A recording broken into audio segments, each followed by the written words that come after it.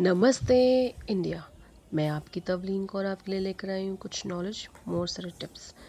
पहले टाइम में लोग ज़्यादातर वेजिटेरियन होते थे, शुद्ध शाकाहारी खाना पसंद करते थे और उसमें बहुत ताकत थी। उस टाइम की बात है, दो भाई थे, एक वेजिटेरियन था, एक नॉन वेजिटेरियन था। जो वेजिटेरियन था वो हमेशा शुद्ध शाकाहारी खाना खाता था, उसको पसंद भी था।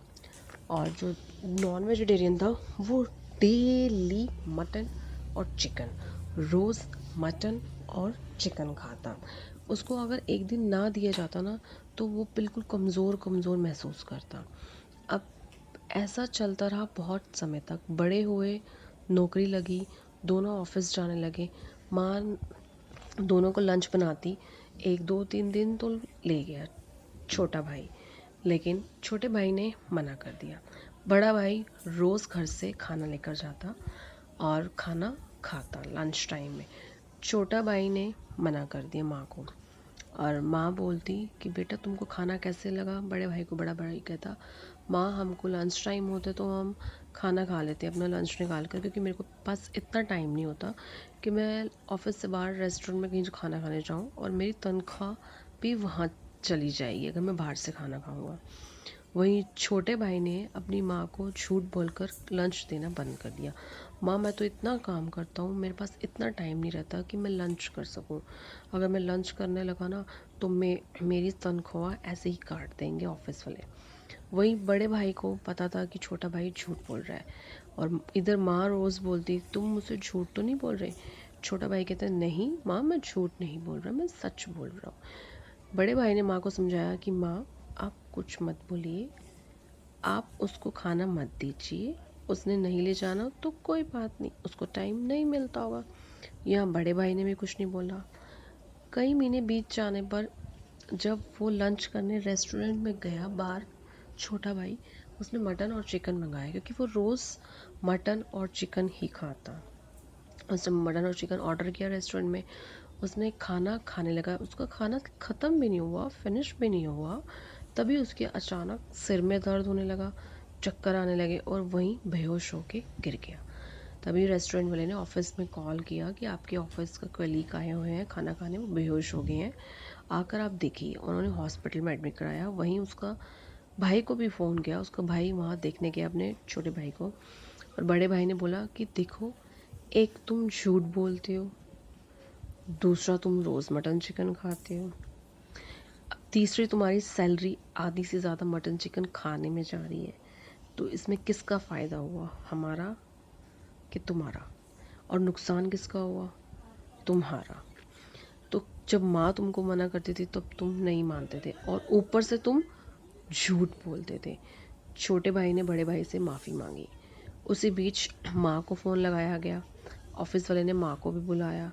और जब माँ हॉस्पिटल पहुंची, माँ ने पूछा डॉक्टर से क्या हुआ मेरे बेटे को। डॉक्टर ने बोला ये रोज़ मटन चिकन खाता है। माँ ने बोला नहीं नहीं, आपको गलत फहमी हुई है, ये तो ऑफिस में इतना काम करता है कि इसको लंच खाने का टाइम नहीं मिलता, तो ये रोज़ मटन चिकन कैसे खाता है। वहीं बेटे ने बोला कि माँ जो डॉक्टर बोल रहे हैं वो सच बोल रहे हैं, मैंने आपको झूठ बोला कि मैं लंच नहीं करता, मैं लंच करता था, लेकिन मैं मटन चिकन का इतना आदी हो गया था कि मुझे और कुछ अच्छा ही नहीं लगता था, मुझे और कुछ पसंद ही नहीं आता था, तो मैं मटन चिकन ही लंच में करता था रेस्टोरेंट में जाकर। माँ ने बोला बेटा अब किसका नुकसान, एक तुम्हारी सैलरी गई आधी, दूसरा तुम बीमार पड़ गए, तीसरा ये नुकसान बहुत ही बुरा है।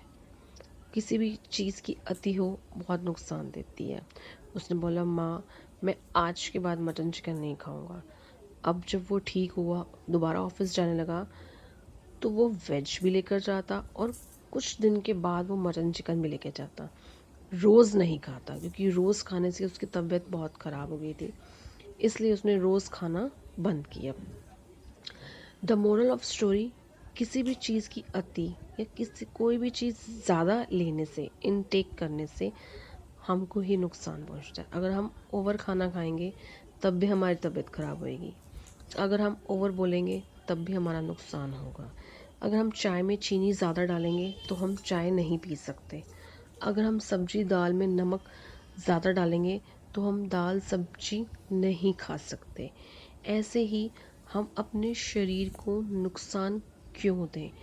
दूसरा, बाहर खाने से हमारी सैलरी, हमारी तनख्वाह, हमारे पैसे भी ख़राब होते हैं। उस टाइम तो हम खा लेते हैं, बाद में ये खाना हमारी सेहत को ख़राब करता है।